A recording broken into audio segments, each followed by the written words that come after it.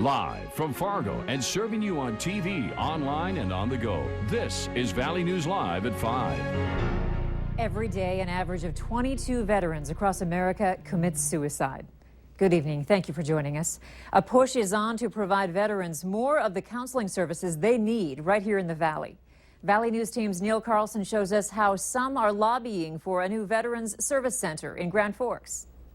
Folks from our region join the military at the highest per capita rate in the country.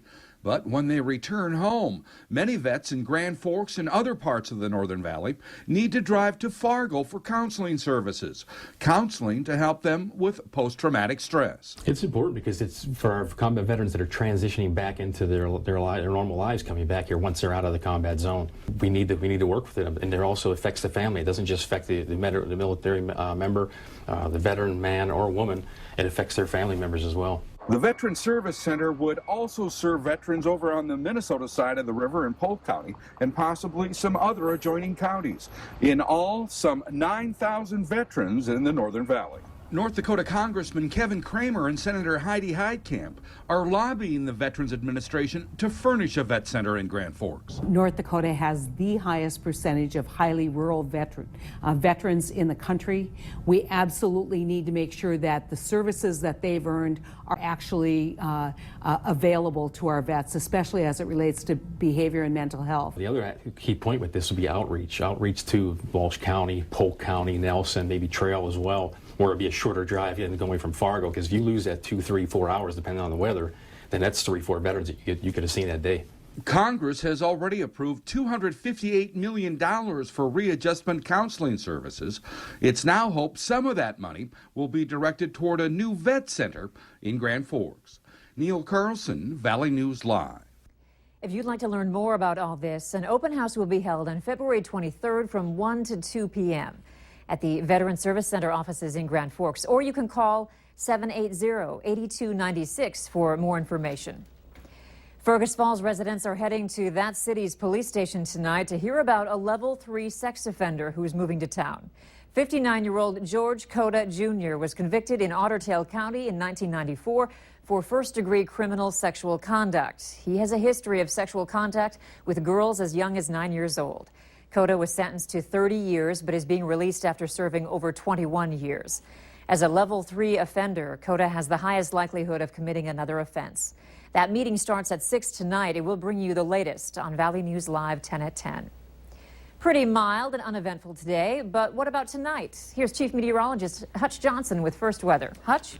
Thanks, Andrea. If you are heading outdoors this evening, the temperatures have warmed up, but the wind is picking up a little bit. We do have some areas with gusts over 20 miles per hour. Those winds are from the south. We remain on the gray side with clouds throughout the northern plains, a big storm system barreling toward the Pacific coast. This means we're going to have quiet, albeit cloudy and breezy weather the next few days. Those south winds will warm temperatures. Look at this, steady throughout the evening with gusts over 25 miles per hour likely. So breezy, and even though we'll be warmer than we've been in the past couple of days, it will have that cool chill to it thanks to the wind.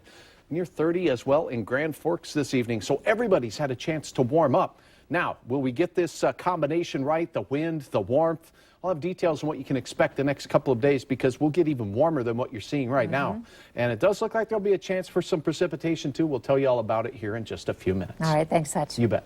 Clearly, the hottest, most sought-after items in the FM area are blue light bulbs. If you haven't heard, they're in huge demand. They're symbols as our community mourns the loss of Fargo police officer Jason Mosier. They are also a visible sign of support for law enforcement, and those blue bulbs, again, are in short supply. Fargo police received around 400 of them for distribution this morning, and within a half hour or so, they were all gone. On top of that, 500 bulbs evaporated yesterday. Fargo police say they hope to get another 1,000 for distribution on Friday, but they aren't expecting any tomorrow. And the last we checked, retail stores in the metro area don't have any either. Police say they're overwhelmed with the support they're seeing from the community during this tragedy.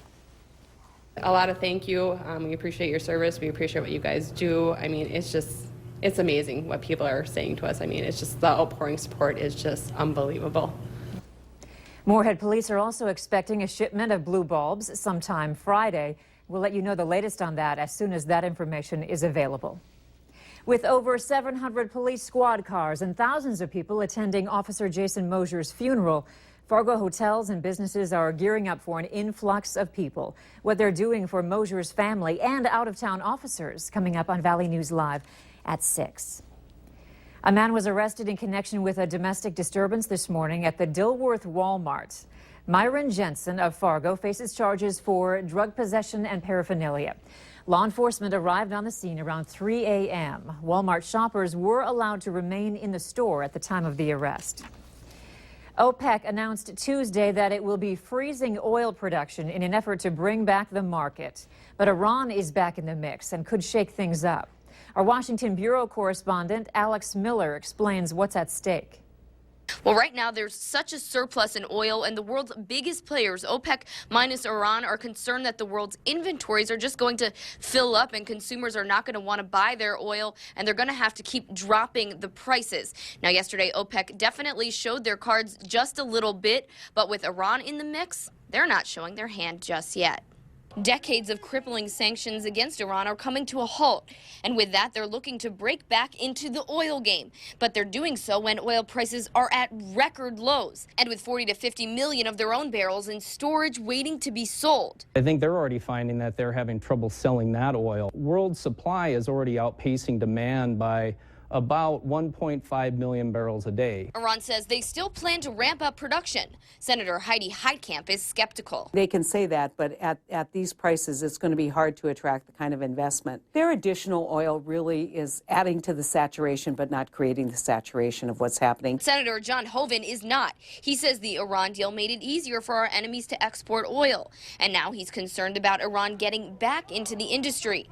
And many of his concerns have little to do with oil. Iran is the #1 state sponsor of terror in the world, so they're using those revenues to support their terrorist activity. Both senators are banking on North Dakota continuing to grow as a significant player in the global game. But while many consumers across the country are high-fiving over low gas prices and extra cash in their pockets, experts say the way we're getting those low prices may not be best for North Dakotans. We've got all these people here in North Dakota that are either out of work or they were selling stuff to the oil companies. Oil companies aren't spending anything right now. It's a hefty order, but the goal is to keep costs affordable for the consumer and keep production ongoing so that when prices inevitably go up, we can get our oil from right here in the U.S. Reporting in Washington, I'm Alex Miller. Apple says it will not help investigators break into the iPhone of one of the San Bernardino killers. A judge in California has ordered the company to help the FBI get into Syed Farook's phone. However, a letter signed by Apple's CEO, Tim Cook, warns that complying with the order would entail building a back door to the iPhone, creating something we consider too dangerous to create. The letter goes on to say such a move would potentially render tens of millions of devices vulnerable. Investigators have Farook's phone, but it's locked with a passcode they can't penetrate. Farook and his wife, Toshfeen Malik, killed 14 people in December before dying in a shootout with police. The government said it owes it to the victims' families to investigate every aspect of the attack. It's another Wedding Wednesday, but no matter what your next big life event is, some of the most delicious and important part of the planning is the food. Professional caterers and cake decorators say the biggest things to do when planning are to know the number in your party, the theme, and the budget. Cashwise Foods will also deliver the food and provide servers if needed, which is something other caterers might not do. The bakery has everything from small sheet cakes to tiered wedding cakes. Between all the decorators, we have 40-plus years experience, and our cakes are delicious. We have, flower shop, we have a deli, and of course we have desserts. Be sure to join us for the last Wedding Wednesday on the Valley Today from 4:30 to 7 a.m. next week. A new